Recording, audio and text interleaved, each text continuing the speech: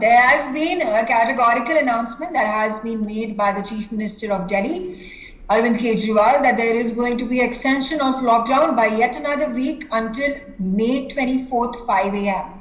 Now, while there are a number of cases as well as the number of deaths in the National Capital Region have dwindled, there needs to be a 5% positivity rate that needs to be brought down from the current 10%. The numbers are encouraging. They have been dwindling by the reduction of 2,000, 2,500 in the past 48, 72 hours. That's a positive sign. They need to be continued to be brought down, and not just continued to be stayed at the position that they are, but further brought down to the 5% positivity rate. There have also been notifications that have been put forth with regards to the availability now of the ICU beds, the oxygen beds, to the tune of some 7,000 beds out of the 24,000 plus that are available with the Delhi government. So let's discuss this in greater detail. How exactly is the National Capital Region going to maintain, not just maintain the 10% positivity rate, but also reduce it to the further 5%?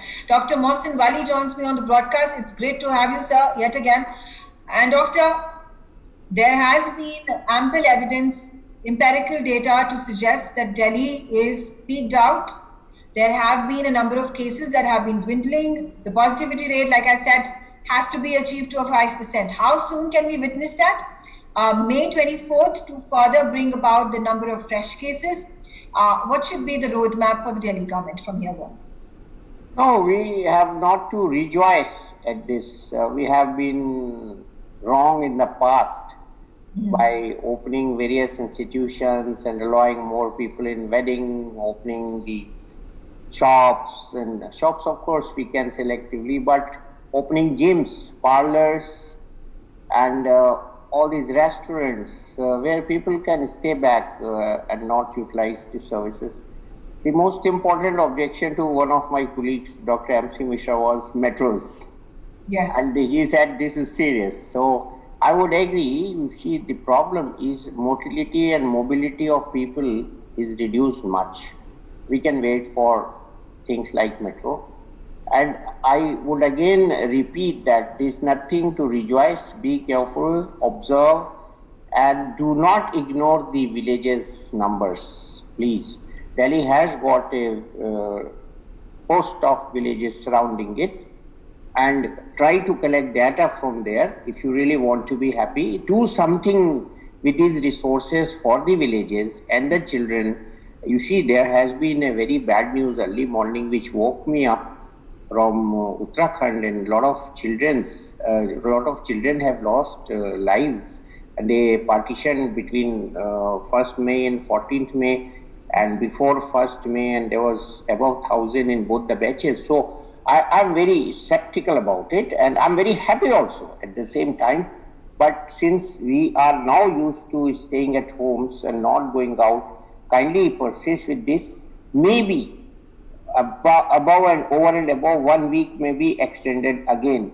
So be prepared for that. That's my actual take. You see, this we have achieved at a great sacrifice.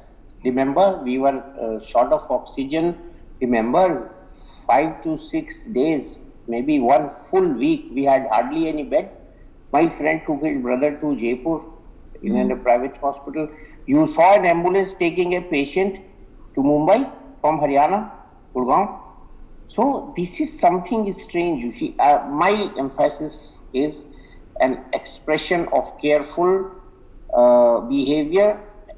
Of course, at the tip of it, joy a little bit, happiness, but be very careful about the villages around Delhi, and do not be lax.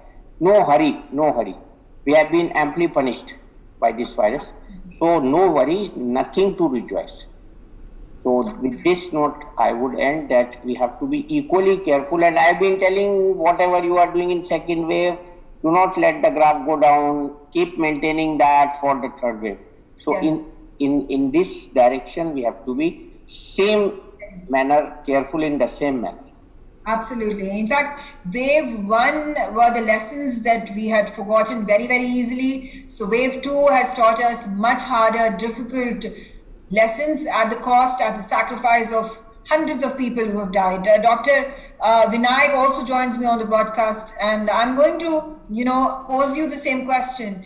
The wave 3 that is in all likelihood going to hit Delhi and other parts of the country as well in the coming months. If we go ahead and strengthen and fortify our resources, our medical health infrastructure, we can very well surpass this and ensure that a wave 1 like success is witnessed in wave 3 as well. See, let me correct you. I am Dr. Vinay Agarwal, number Okay. one. Number two, and simultaneously, I absolutely agree with Dr. Bali, what he has said. There is nothing to rejoice. If you really see, and reports are that the graph is going from urban to rural. And we are not able to know what exactly is happening in the rural around, even around Delhi, because there are not enough testing and not enough this thing. And the reports are extremely bad when we see UP and other places where the cases are, you are seeing cases where without treatment and without testing, persons are dying. Now, I simultaneously say from 28,000 cases, Delhi is today witnessing 6,400 cases. It's a reasonably good news, and we should not simultaneously not forget that we had a chaos for about 10 days. Chaos of all possible chaos in Delhi. We had no oxygen, we had no bed, as rightly said by Dr. Wali. We had no ICU bed. Persons were looking, and even very senior doctors have died because looking for a bed. You will be surprised to know a former dean of Maulana Azad Medical College, for 2 days she searched for Swarna Bhardwaj, searched for a bed, and then finally landed and died in LNJP hospital. Now that's a kind of a situation which was extremely bad. We need to be careful. I welcome the decision of the Delhi government to extend this lockdown for another 1 week. We need to be really, really careful. We have to, even if we have to open after 1 week, we should open in a graded way. As rightly said by Dr. Wali, there is no need of opening up of entertainment areas. Absolutely. There is so those kind of things that can stop. Only the essentials are ones that can be opened, and only when required, people need to be stepping out. And I think at this point of time, there is enough self-discipline amongst the people of Delhi, keeping in mind the huge costs, the sacrifices that people have witnessed, experienced firsthand. Dr. Swati also joins me. Dr. Swati, we are talking about the roadmap when it comes to entering into wave 3 and fighting it out and emerging victorious, especially in the National Capital Region. Now, like any other part of the country, Delhi is surrounded by a number of villages. The western part has some 42 of these villages. The eastern part, again, some 30 to 40 villages. So in total, we'll have some 150 villages that Delhi is surrounded by. And keeping in mind that the countryside is much worse affected than the National Capital Region, the urban areas. How can assistance be provided to these regions, supply chains be opened up to these regions, ensuring at the same time that the cases do not arrive on the doorstep of Delhi, causing for increased number of the pandemic cases over here? Absolutely. I think we are at a very precarious point right now where, we have the coronavirus has exposed the urban-rural divide, and especially our healthcare infrastructure for that matter. And as we see it now, the cases have, kind of migrated more towards the rural areas than what it was in the urban areas. And we are seeing some dipping numbers in the urban areas, which is definitely a relief point. But yes, of course, we need to be very cautious because now it is moving more into the virgin lands and into places where we don't have too much of healthcare infrastructure as well to support it back. And therefore, I think we need to focus more on these areas now and also divert our resources right now, because see, if we have more beds here in Delhi for that matter, or Mumbai or the metro cities and the places which are a little further away from Delhi, then probably we need to put up good ambulance services and see how we can, get these people early towards Delhi into the places where we have vacant beds now. So as to how, we can get them here, how we can get them treated, how we can, scale up the testing facilities that we have at the rural areas and also at the peripheries of the cities, because I think that would be be very crucial right now, considering the fact that these people are living in places where the population density is even higher than what it is in the urban areas. The rural areas, the population and the slums, the population density is even more. It is difficult for them to isolate. And even if you look at the Mumbai model for that matter, because they were able to crack down on the Dharavi area, what they followed actually was that they, did early identification of the cases, and especially the cases which could not get isolated in their houses because of the large families and all. They segregated them into other COVID centers so that they could decrease the transmission from one person to another in the same family. Also, they were able to, track down these people because the labs were directly integrated with the government, and they got the information right at the first hand that these are the people who are positive, so that the government could be very proactive and they could right away go to these people and, help them out, segregate them, give them whatever was required, and provided them timely medical attention. I think that is what we also need to follow here in the different areas that we are talking about, because once, the major crunch right now is that even if you test positive in villages, by the time you reach the cities, by the time you reach a decent health facility, I think it is a long time that they have to, the long distance that they have to cover as well. So somewhere or the other, I think the teams in the rural area now need to be very efficient. They need to test fast. They need to isolate people who they feel, they need to triage these patients and see which are the ones which would require more, an upgraded health facility, and they should be transported as soon as possible so that they can reach the health facilities and make some makeshift arrangement in between the cities and the rural areas, because sometimes they have to travel kilometers and kilometers before they find some good health facilities. Some way or the other, we need to bridge that gap as well.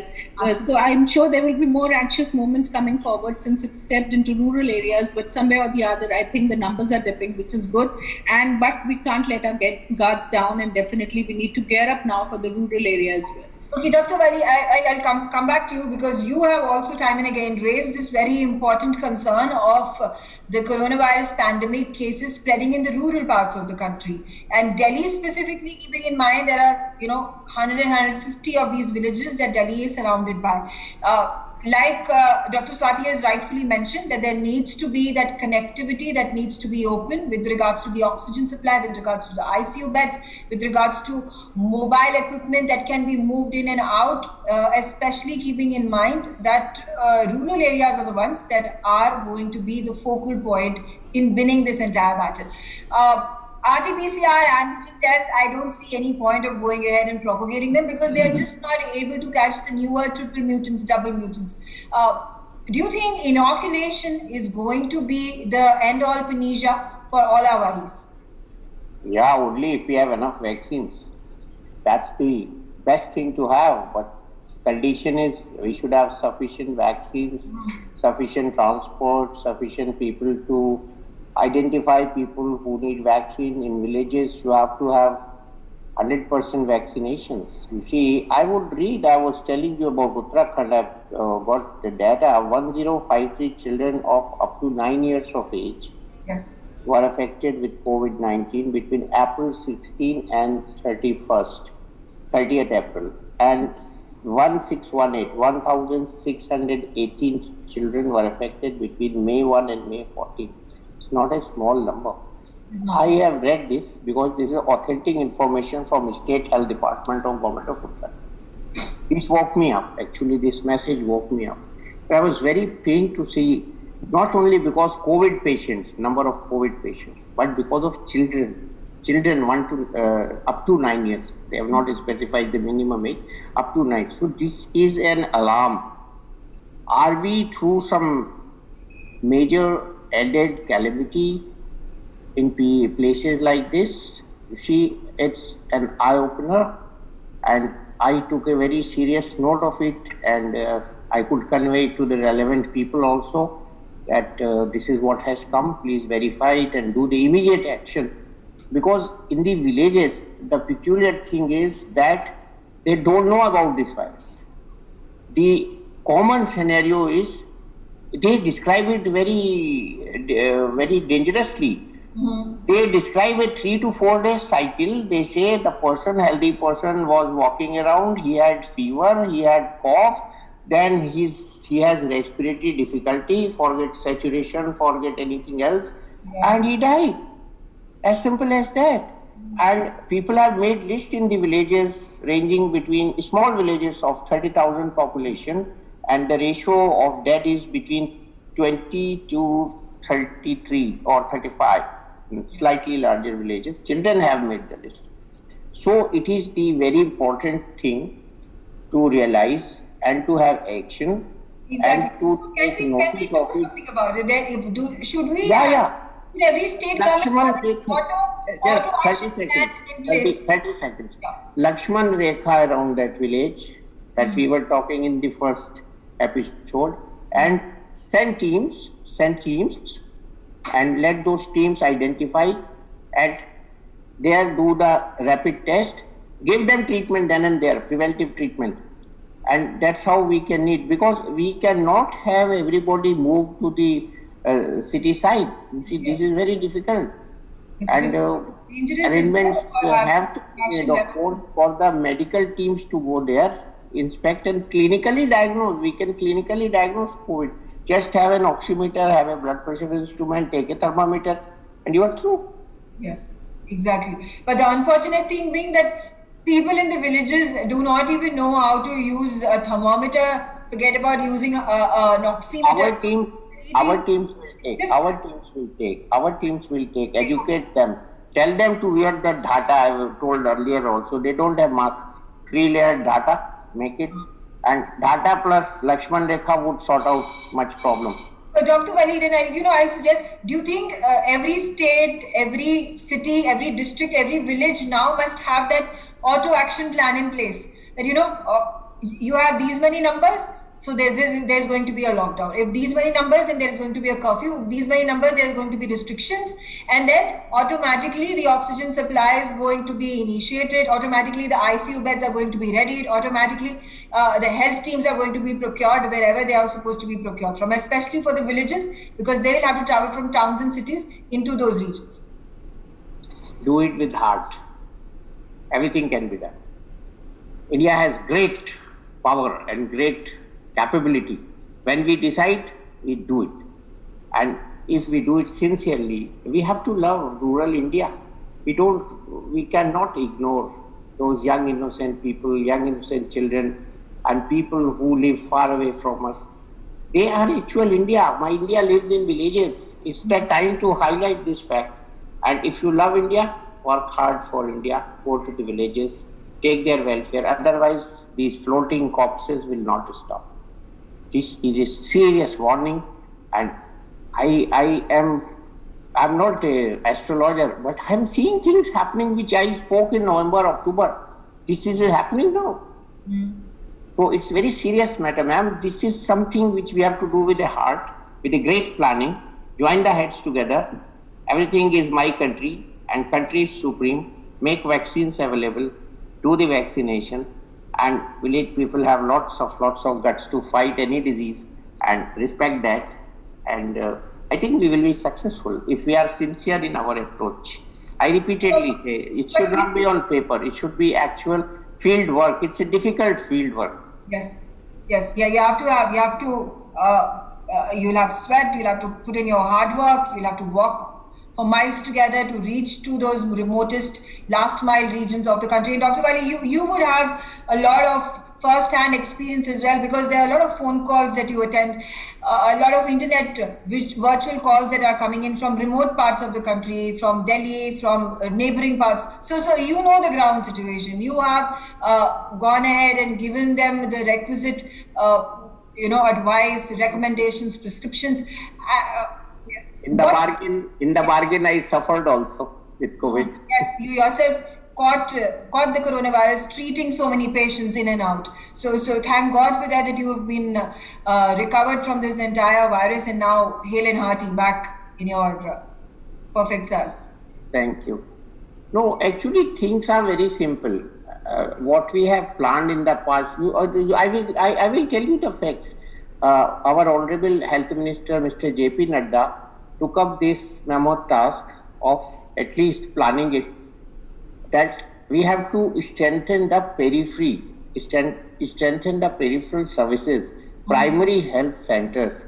And when your team goes there, there is a lock. This is what should not have happened. We have to do it practically.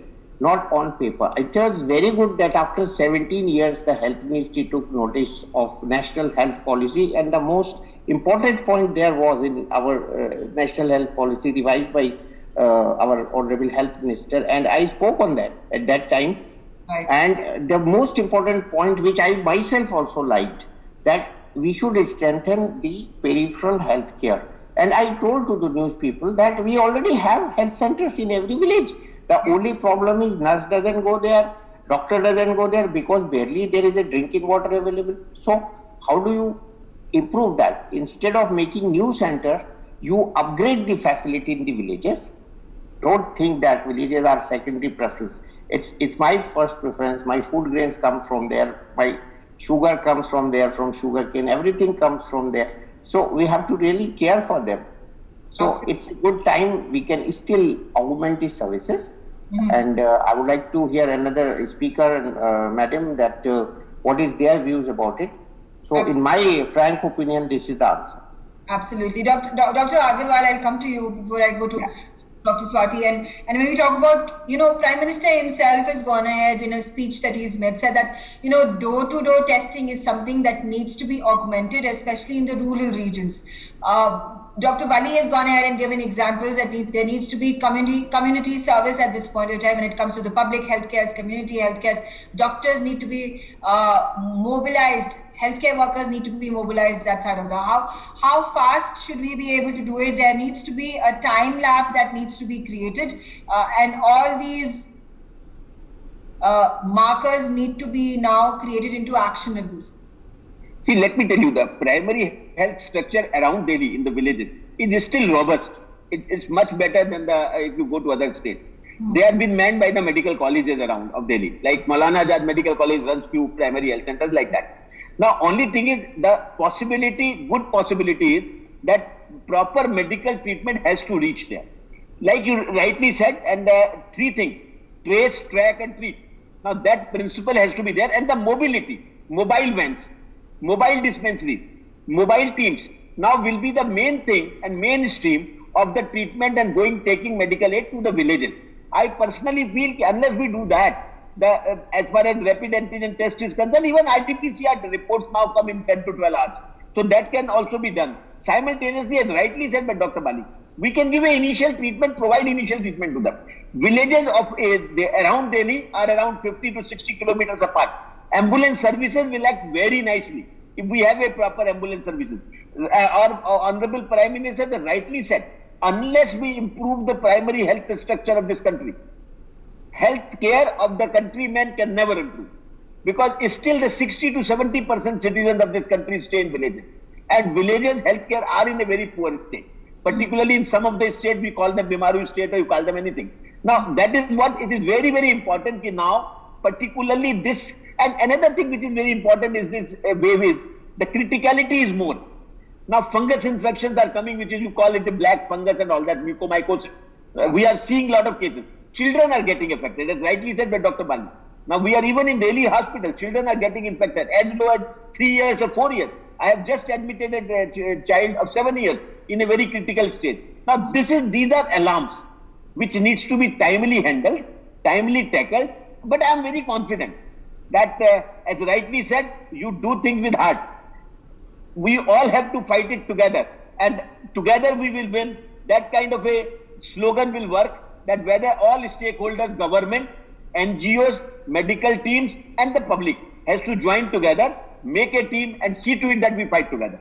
I have no doubt about it that we will fight this wave also, and create situation as far as vaccinations are concerned is that we do not see what as gaps have come between wave 1 and wave 2 should not come between wave 2 and wave 3. Absolutely. Dr. Swati, before I wrap this debate up, your closing comments. Please unmute yourself. I totally agree with the panelists over here, and see, I've also worked at the village level, and what we have seen is that, when you work at a village level, the mythology and the logistics are very different from what they are at this at the urban level. You need to involve the religious leaders, you need to have community participation, and there are a lot of superstitions and social, stigmas and taboos that you need to break around the disease as well, so that, people are more receptive to the information that is flowing to them, to the treatment guidelines that are flowing to them, and also all the SOPs and the protocols that are laid down for the village. So it's very essential, to actually take the people with you right now. You actually need to reach out to these people and make them understand that whatever we are doing right now is for their betterment. We are trying to help them out of the situations, and therefore I feel that, you really need to involve the leaders, the local leaders, which are there at the village level, the religious leaders, because once they plunge into the whole battle, then we have seen that the results are much better, and the impact of the behavior modification is also much better by the villagers, because what they see is that if one person follows, if two people are following, then eventually the others toe the line as well, because then it's much easier at the village level. Whereas urban has different, altogether logistics and methodology. So somewhere or the other, we need to make them aware of the different situations that are arising, be it pre-COVID, be it during COVID or post-COVID. So they need to be aware of what all complications can arise, how they can, kind of identify their disease faster, how they can actually reach out, for medical attention. So all these things should be in place, should be, communicated well to the villagers, so that they can seek this help as soon as possible. They are not laid back, and they don't feel that this is something which is different from COVID and all. So I think awareness right now is the key, along with hand holding, so that we can help them as to where they will find, the medical attention, and how and faster they can get the medical attention. So I think that is the key right now when it comes to the villages. It's very different from urban, because urban, there's a lot of information that flows in, and things are pretty much more clearer, and there are already laid out SOPs, so people find it easy to follow. Whereas for villages, this is something new as well, because last year in the first wave, the villages were not hit as they are right now. And secondly, even, the virus is more deadly, more lethal. So anyways, our challenges have increased many folds. So, we really need to look at the village level right now and try and curb it as much as we can, so that we can bring down the death rate of India as of now, which is very essential, because we see that the cases are dipping, but the death rate hasn't declined as yet, and it's still, hovering around 4,000. So I think this is where, and then take the vaccines door to door, which I always say is the key. Give a bag ice, a dry ice bag to the ASHA workers, to the PRI people who are over there, and ask them to move house to house, inoculate people once we have sufficient vaccines. I think that would be way forward, instead of asking them to come to a center, go door to door, give vaccines to each and everyone. That bring vaccine to the doors. Walk-ins have something that have been brought in at a staggered pace in certain parts of the country, including Maharashtra, including Karnataka, for the 45 plus age group. I think that is going to become a norm than an exception. Important points that have been raised by my good doctors over here, with the action plan that needs Delhi to bring about a cogent action plan, like I've already said, about how to tackle the wave 3. We cannot at this point of time be complacent. We need to learn, in fact, from the costly mistakes that we have committed in the interim period between wave 1 and wave 2. It's yet again the positivity rate of 5% that needs to be achieved. It's perhaps going to come down to that level in the next week or 10 days. Fingers crossed on that. But at the same time, taking care of the 70% of the population that is in the rural belt of the country. Delhi, remember, is surrounded by some 150 to 200 villages that they need to be catered to in an urgent basis.